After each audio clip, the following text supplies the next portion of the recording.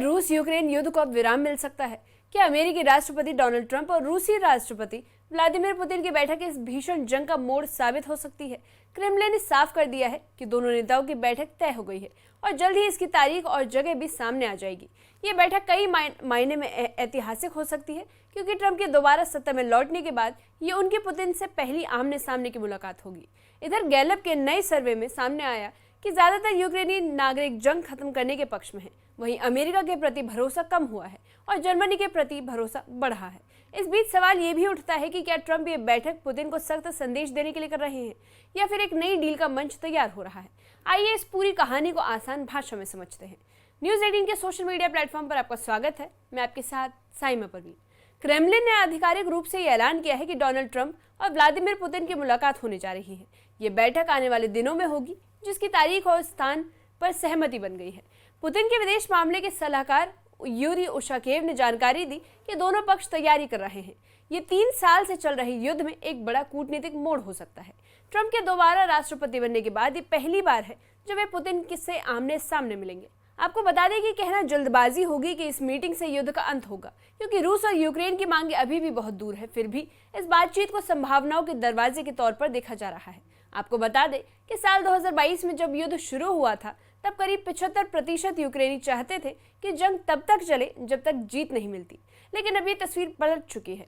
Gallup के ताज़ा सर्वे के मुताबिक अब केवल 25% लोग ही युद्ध जारी रखने के पक्ष में हैं। बाकी लोग शांति वार्ता और समझौते की बात कर रहे हैं। यूक्रेन के हर क्षेत्र और उम्र समूह में ये सोच फैल रही है कि लड़ाई अब थमनी चाहिए। सर्वे में 1000 से ज़्यादा लोगों से राय ली गई है। ये बदलाव इस बात का संकेत है कि जनता अब थक चुकी है और उन्हें एक स्थायी समाधान की तलाश है। युद्ध के 3 साल बाद अब ये मांग तेज हो रही है कि बातचीत से कोई रास्ता निकले। आपको बता दें कि युद्ध की असल कीमत यूक्रेन की आम जनता चुका रही है।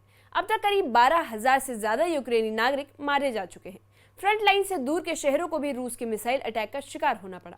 करीब 1000 किलोमीटर लंबी फ्रंट लाइन पर हजारों सैनिक मारे जा चुके हैं। रूस की बड़ी सेना धीरे धीरे जमीन पर कब्जा करने लगी है।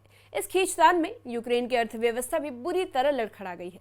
ऐसे में जनता के लिए सबसे जरूरी सवाल है कि कितनी और जाने जाएंगी और कितनी तबाही मचेगी। शायद यही वजह है कि अब शांति की मांग खुलकर सामने आने लगी है।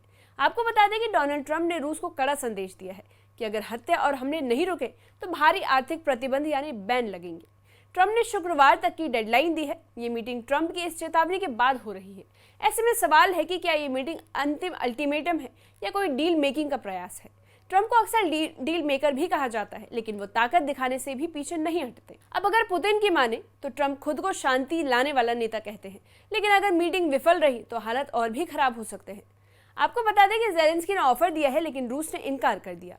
यूक्रेन के राष्ट्रपति जेलेंस्की ने हाल ही में खुद पुतिन से बातचीत का प्रस्ताव रखा था, लेकिन रूस ने साफ इनकार कर दिया। रूस अपने पुराने शर्तों पर अड़ा है, यानी कब्जा की गई जमीन वापस नहीं करेगा। जेलेंस्की की ओर से एक बार ये संकेत दिया गया कि वो बातचीत को तैयार है, लेकिन पुतिन ने कोई नरमी नहीं दिखाई। ऐसे में ट्रंप पुतिन मीटिंग का इस गतिरोध को तोड़ पाएगी। आपको बता दें कि ट्रंप और पुतिन की मुलाकात सिर्फ बातचीत नहीं थी, बल्कि एक सधा हुआ संदेश था। अमेरिका और रूस दोनों ही इस बैठक को ग्लोबल पावर शो की तरह पेश कर रहे हैं। ट्रंप इसे अमेरिका की मजबूती बता रहा है, तो पुतिन इसे रूस की वैश्विक वापसी के तौर पर देख रहा है। लेकिन असल सवाल यह है कि क्या ये मुलाकात वाकई किसी रणनीतिक समझौते की तरफ बढ़ेगी या ये कैमरे के लिए रचा गया एक शो है। दोनों नेताओं ने कुछ संकेत दिए हैं, लेकिन ठोस नतीजों पर चुप्पी साध ली है। मुलाकात से पहले ही अमेरिकी एजेंसियां रूस पर 2016 चुनाव में साइबर दखल का आरोप लगा चुकी थी, लेकिन हेलसिंकी में ट्रंप ने सार्वजनिक तौर पर पुतिन की बात को अमेरिका खुफिया एजेंसियों से ज्यादा तवज्जो दी है, जिसने अमेरिका के भीतर हलचल मचा दी। डेमोक्रेट्स ही नहीं बल्कि रिपब्लिकन नेता भी ट्रंप के बयान पर सवाल उठाने लगे हैं। अब सवाल ये भी उठता है कि क्या ट्रंप ने पुतिन के सामने अमेरिका की संप्रभुता यानी सॉवरेनिटी को नजरअंदाज कर दिया है, या वो कोई बैकडोर समझौता करना चाहते हैं। आपको बता दें कि कोई पहली बार नहीं था जब ट्रंप ने पुतिन को खोलकर सराहा हो, यानी उनकी तारीफ की हो। राष्ट्रपति बनने से पहले और बाद में ट्रंप बार बार पुतिन को स्मार्ट और मजबूत नेता कहते रहे हैं। आलोचकों यानी क्रिटिसाइज करने वालों का आरोप है कि ट्रंप का रूस के लिए झुकाव अमेरिकी हितों के खिलाफ जाता है। कुछ का तो ये भी दावा है कि रूस के पास ट्रंप के कुछ सीक्रेट्स हो सकते हैं। हालांकि इसका कोई पुख्ता सबूत सामने नहीं आया है, लेकिन ट्रंप पुतिन की बॉन्डिंग ने अमेरिका के राजनीतिक गलियारों में लंबे वक्त तक बेचैनी जरूर पैदा कर दी है। डोनाल्ड ट्रंप हमेशा से खुद को एक डील मेकर कहते आए हैं और रूस के साथ रिश्तों में भी वो इसी अंदाज में दिखे। हेलसिंकी की इस मीटिंग में ट्रंप ने बार बार ये कहा कि अमेरिका और रूस के बीच अच्छे रिश्ते दुनिया के लिए जरूरी है उन्होंने कहा कि अमेरिका भी गलतियों से अछूता नहीं रहा। ये बयान अमेरिका के इंटेलिजेंस एजेंसियों के उस स्टैंड के बिल्कुल उलट था, यानी उसके बिल्कुल ऑपोजिट था, जिसमें उन्होंने रूस पर अमेरिकी चुनावों में दखल देने का आरोप लगाया था। ट्रंप की इस नरमी को लेकर अमेरिका में खासा विवाद छिड़ा हुआ है। आलोचकों का कहना है कि ट्रंप ने पुतिन के सामने अमेरिका की प्रतिष्ठा को गिराया है, लेकिन ट्रंप इसे एक शानदार शुरुआत बता रहे हैं।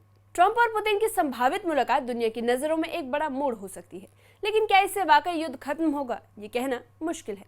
जहां एक और यूक्रेन की जनता शांति चाहती है, वहीं दूसरी ओर रूस अपनी शर्तों से टस से मस नहीं हो रहा। ज़ेलेंस्की बातचीत को तैयार है, लेकिन पुतिन की सख्ती जारी है।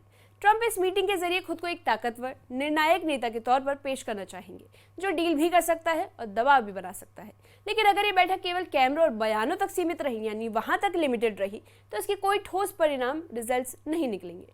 सवाल अब ये रही कि मीटिंग होगी या नहीं। अब सवाल ये है कि क्या इस मीटिंग का कोई ठोस समाधान या रास्ता निकलेगा। इस मामले पर आप क्या सोचते हैं, कमेंट सेक्शन में कमेंट करके बताइए।